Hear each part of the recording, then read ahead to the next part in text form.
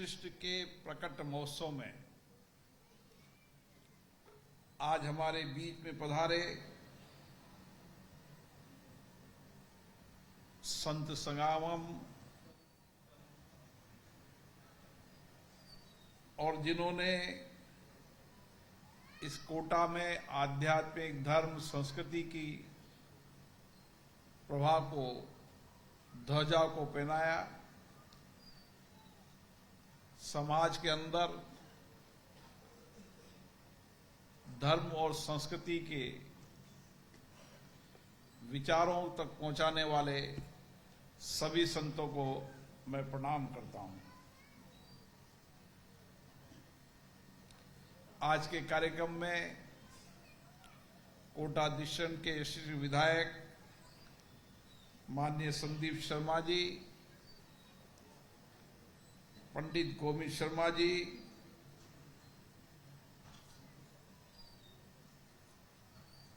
किशन पाठक जी, दीपक जी, सभी पदाधिकारीगण, मातृशक्ति, आज हम सब गुरु वशिष्ठ जी का प्रकट उत्सव मना रहे हैं। इस प्रकट उत्सव के साथ हमें गुरु वशिष्ठ जी के जीवन, उनके दर्शन, उनकी उस समय की कार्य संस्कृति और किस तरीके से उन्होंने उस समय एक अच्छी दीक्षा, शिक्षा, संस्कार दिए, आध्यात्मिक धर्म और संस्कृति के विचारों को पढ़ाया भी सही, प्रशिक्षण भी दिया। तो मैं कह सकते हैं कि गुरु वशिष्ठ जी का शिक्षा ज्ञान किस तरीके से एक राजकुमार को भगवान बना सकता है, वो गुरु वशिष्ठ जी का ज्ञान ही था। और इसीलिए गुरु वशिष्ठ जी को ब्रह्मा का मानस पुत्र कहा जाता था। जब गुरु वशिष्ठ जी ने इच्छा व्यक्त की कि मुझे सांसारिक जीवन से और उस पृथ्वी से निकलकर भगवान अपने चरणों में स्थान लें, तब ब्रह्मा जी ने कहा, अभी तुम्हें समाज में और काम करना है, तुम्हें पृथ्वी में रहकर और अपने दायित्व कर्तव्यों को निभाना है। क्योंकि हर सामान्य व्यक्ति भी जीवन में यही अपेक्षा करता है कि मुझे भगवान पर स्थान प्राप्त हो। लेकिन गुरु वशिष्ठ जी को उस समय यही संदेश था कि पृथ्वी पर रहकर ही आपकी शिक्षा, दीक्षा, प्रशिक्षण से इतना बड़ी पुनीत कार्य होना है जो पीढ़ियों तक संपूर्ण समाज को एक आदर्श जीवन जीने की प्रेरणा देने वाले भगवान राम के जीवन दर्शन को पढ़ाकर आप बढ़े। और इसीलिए उन्होंने जो शिक्षा दी, दीक्षा दी, संस्कार दिए, परिस्थितियां अनुकूल नहीं थी, चुनौतियां थी, लेकिन उस परिस्थितियों के अनुकूल और चुनौतियों के बाद भी उन्होंने अपने धर्म को निभाया और जो उस समय उचित था उसका सही परामर्श भी दिया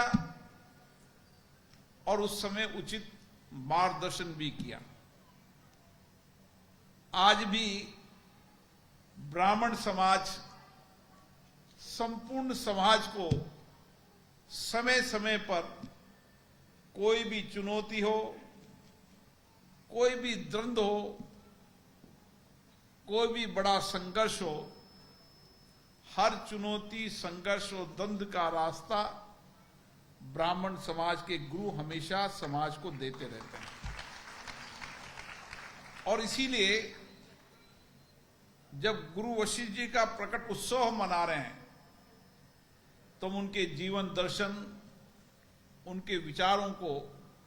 आने वाली पीढ़ी पढ़ेगी। ये आने वाली पीढ़ी उस समय गुरु वशिष्ठ जी के दर्शन क्या था, विचार क्या था, उस विचार को पढ़कर अपने दायित्वों को, कर्तव्यों को इसी समाज में रहकर हमें निभाना है। हर चुनौतियों, संकट का सामना करते हुए भी समाज को उचित मार्गदर्शन देना है, ये हमारी जिम्मेदारी है। और आज हम सबका भी यही संकल्प होना चाहिए, क्योंकि जिस कुल में हम पैदा हुए हैं वो कुल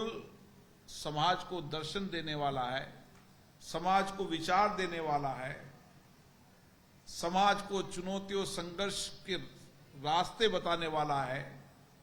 और सदाचार करते हुए, सत्य के मार्ग पर चलते हुए भारतीय संस्कृति, आध्यात्मिक ज्ञान के माध्यम से जीवन जीने का राह का रास्ता बताने का दायित्व हम सबका है। मुझे आशा है आज हम सब गुरु वशिष्ठ जी के विचारों के, उनके सद्गुणों को, उनका सत्य बोलना और सत्य पे अड़िग रहना और सत्य मार्गदर्शन देने का चरित्र समाज में हम सबको बनाने का दायित्व है। मैं आज इस बात पर यही कह सकता हूं कि हर महापुरुष, हर मनीषी, हर भगवान का चिंतन, दर्शन हमें नई प्रेरणा देता है, नई ऊर्जा देता है, काम करने की कार्य संस्कृति की दिशा देता है और अपने जीवन में हर चुनौतियों, द्वंद्व का सामना करने का रास्ता बताता है। मैं गुरु वशिष्ठ जी को प्रणाम करता हूं